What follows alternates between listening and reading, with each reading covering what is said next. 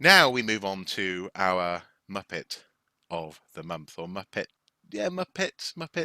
Yeah, it is BBC Countryfile. So I suppose you could say the production. You could also just say it's whoever wrote the article, uh, entitled "UK Treasure Guide: Best Places to Find and How to Hunt for Precious Artifacts." Facepalm, facepalm. No, actually, funny enough, this reminds me of a certain chocolate product. Do you have your I have the scene. Yeah, I have the scene of crime yeah, here. your Freddo treasure chest there? My Freddo scene of crime. Yeah. So earlier this year we had the infamous case of Cadbury's, almost like a collect them all, advocating going around to different sites, notably, for example, in the Republic of Ireland as well, to go and dig up treasure, so called. And in this case, we have an article that seemingly has now been modified because of our archaeological outcry, which again is Yeah, in the context of what we've been talking about in terms of change and the ability for archaeologists to be listened to. This is positive, but yeah. nonetheless, the Muppetry exists in so much as they had to be reminded to include uh, mention of the Portable Antiquities Scheme and the National Museum of Scotland Treasure Trove team, for example, in an article that was aimed at, and let's not beat around the bush here, a very particular type of person, probably a bit middle class, probably also maybe landowning, Put it countryfile put yeah, hikers. Why not when put you're it when you're this way. hiking, go and dig up some treasure? Yeah. Put it this way though. Um, House Brockman has been known to have Countryfile on while we're having our Sunday dinner. It goes on. It's on at 7 o'clock on a 6:30, 7 o'clock on a Sunday evening, and and for people who haven't seen it, specifically people who aren't in aren't, maybe our viewer who isn't in the UK, it's a sort of feel good series about stories from the countryside, about farming, about rural tourism, about rural employment. It's got slightly edgier and more newsy in the last few years. Yeah. It's not quite No. all. It's not all sheepdogs and woolly jumpers. Yeah, Um, and they highlight also the plight of, for example, farming communities. They highlight good Indeed, work in the environment as well, and absolutely. but I suppose what Rural I post offices, rural transport, all those issues. yeah, and I suppose and also issues of isolation. They definitely highlighted, Exactly. Yeah. Yeah. Exactly. how people Yeah. again mental health, this kind of thing, how they interact with other humans in these situations. But I suppose the reason why I mention the demographic is that it's seen as safe, relatively wholesome. It's seen as something and yes, we're not immune to watching it here every now and then as well. But um, but it therefore is odd to see such a casual reference to treasure hunting, Yeah. and such a reference to that originally only really made mention of the Treasure Act, I think the 1996 Treasure Act initially. Again, also actually because of outcry, I think there was also an addition to Northern Ireland law and authorities as well, um, Yeah. added to the article. And Yeah.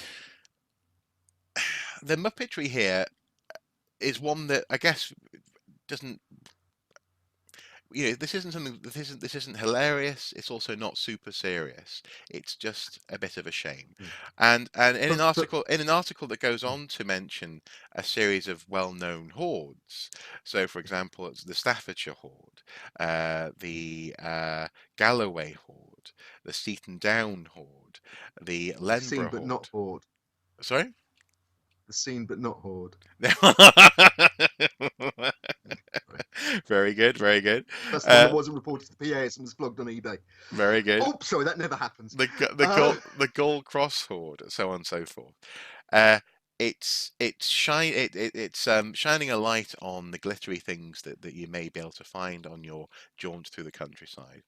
And initially was doing that in a way that didn't remind people that they may well be breaking the law if they just pick up shiny stuff and don't report it to the proper authorities. So therefore, it is similar and arguably slightly less though egregious than the Freddo case earlier this year. Well, I mean, this is I have said we need to make clear this is in Country Farm magazine, not in a website, not in the programs, as far as I'm aware. It was a sort of background article in the magazine. Hmm. Um, couple of things that I would take away from that. I mean, again, it's not a full-on BBC product, but I think it's an arm's length product. It's obviously BBC branded and licensed to the program. Hmm. Um, but it's the basic. They should have known better. Mm.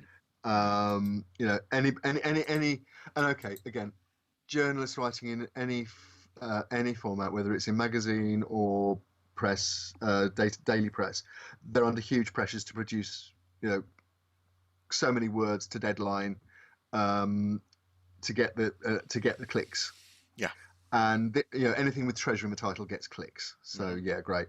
Um, which might well mean that the research wasn't as done as properly as it should have done, and it certainly, you know, anybody who publishes though knows that you have to get stuff legaled, Mm. and this clearly wasn't. Well, therefore, actually, is this actually, uh, if we just put this idea of Muppets to one side, the funny Mm. element there to one side, is this actually something that points to a bit of an issue possibly in this country in terms of access to the right information? In so much as if this has gone by certain legal desks, why?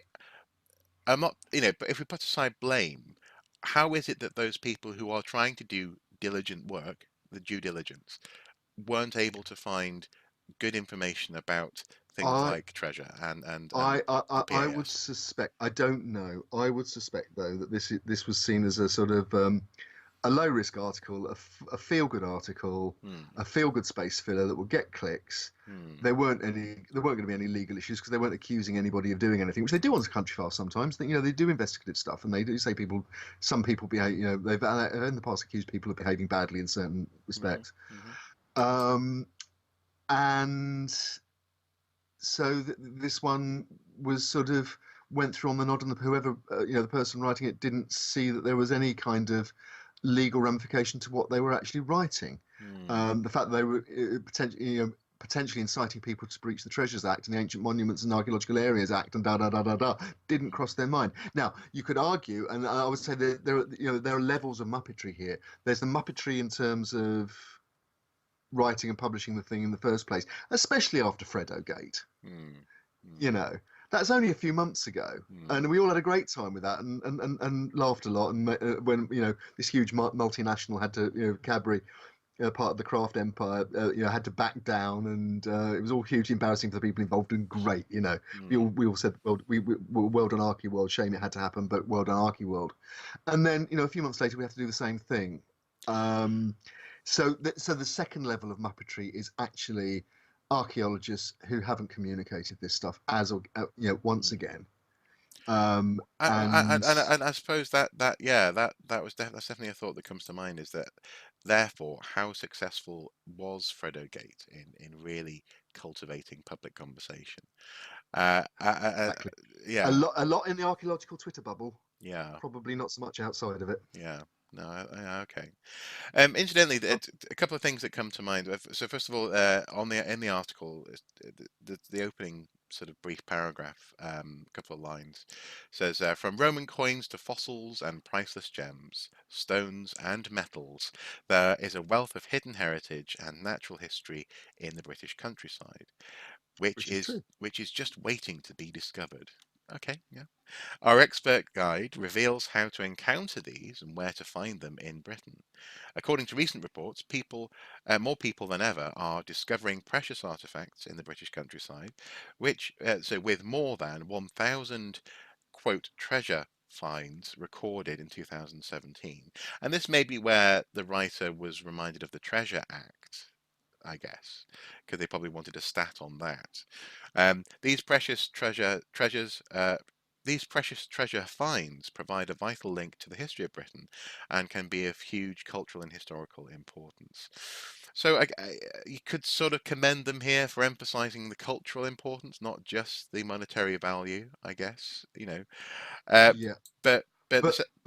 but what they're not saying, they're implying that this stuff is only ever found by people out in the countryside, which is shorthand for metal detectorists, basically. Mm, What they're referring to are the annual returns from the PAS, Portable Antiquities Scheme. We've come full circle, in fact, to our first story about all cannings. oh yeah, yeah. Um, Mm, what is happening in the my perception anyway, what is happening in the media is that archaeological stories about similarly important finds that are found archaeologically, they happen, but they happen far less regularly though, but again because they fill space. You know, that famous the famous private eye journalist fill space, and they generate clicks on websites. Mm. So you know, and the PAS knows that if it puts out a press release about a particular treasure find, that'll get picked up, and it'll give the you know they'll have a feel good story about, you know, some person who's been, you know, bought their first metal detector and then 5 minutes later they find a hoard, Hmm. or Hmm. someone who's been treasure hunting for, you know, been a metal detector for 40 years and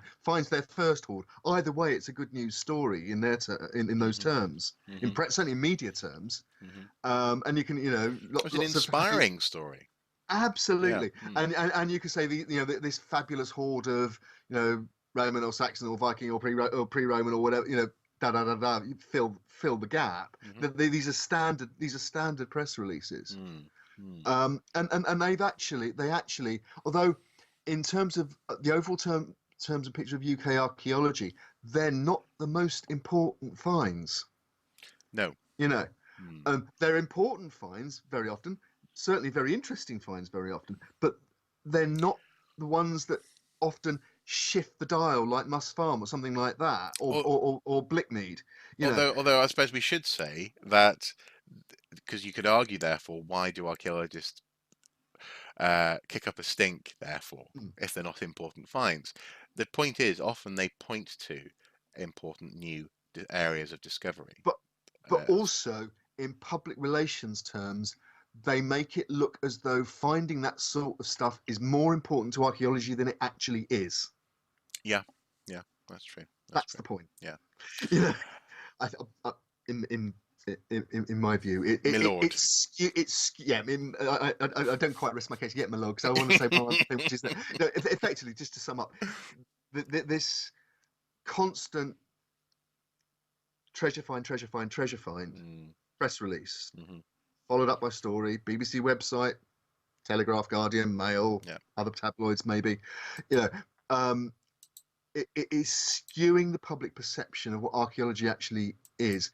And that is archaeologists' fault because they haven't communicated the important stuff well enough to make it, to balance out that. yeah. Well, this You is know, where. it'd be lovely if one day the PAS said, actually, you know, we love the work of our quote citizen archaeologists, but actually the real work's being far more work is being done by those guys and girls. Yeah, yeah, but also this is where, yet again, I come back to my desire for it to be genuinely shameful for a journalist not to know what they're talking about when they write something. Yeah, Uh, there are worse. we have a politician who was found guilty of giving found to have given unlawful advice to the Queen, and he's still Prime Minister over a week later. So getting a journalist to admit fault, I think, is asking a lot. Onwards and upwards, onwards and upwards. We can only improve. It's a couple of things that, or rather say, the second of the couple of things that came to mind. Second, this has two parts. One is just to confirm that the Countryfile is produced by Immediate Media Company Limited under license from BBC Studios, and I was saying that probably. there's a small BBC logo right at the bottom of the website. So that's Yeah, just clarifying that relationship. yeah. And also as well, I really want to give a shout out to how this really came to my attention, and that is through David Roberts on Twitter. So he highlights in his tweet, "Hi at BBC Countryfile, could you please add a mention of the at finds org UK portable antiquity scheme to your article on how to find treasure? Uh, to encourage responsible metal detecting, perhaps also mention legal protection on scheduled monuments and shipwrecks." And actually, in that thread, again, it's interesting how close they were skirting here to really inciting illegal activity. This is very similar to the Fredo case. Mm, Um, he goes on to mention, or rather, say, someone else goes on to mention that Oh no, no, it is him. It is David Roberts continues to mention. Good that you mentioned the Treasure Act, but Westward Ho Rec, mentioned in point 3 of the article, which is no longer there, notably, is scheduled. So treasure hunting there is illegal. Disappointing that you'd encourage this. So it's and also actually he then links to the to an article about the Casbury treasure hunts fiasco. So it's good that this is a reference point that we can point to this Yeah. to the Cadbury's issue and also this issue in continuing conversations. And well done in that sense to David. But um, it's a shame that, as I say, it's a shame that this continues to be the case. That people seem to think It that will this be it is will, treasure. Yeah, treasure hunting is archaeology. You know. it would be very nice if to think that somebody like the CBA or something, or even, maybe even Archaeosoup would do a video for people who are training to be journalists about just introducing this stuff and saying, if you get asked to write a story about, da, da, da. I just think actually, given we had Fredo Gate, so this is almost like Fredo 2, the sequel, the hmm Countryfile. hmm And you wonder what Fredo Gate 3 is going to be like. And they're probably going to get increasingly bad until we get Fredo Gate 13. Yeah. You know, Frodo Gate 3D. Yeah.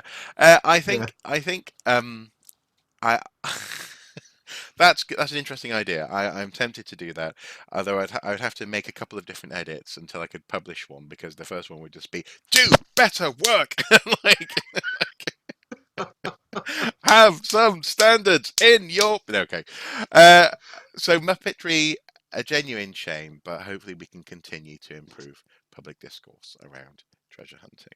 And actually, that would be the third edit. That would be me having beaten up a dummy of a journalist for I've got my journalist hat on. I've got to have the press card in the band. exactly yeah exactly. Not just Stop Indiana this. Jones. Oh dear.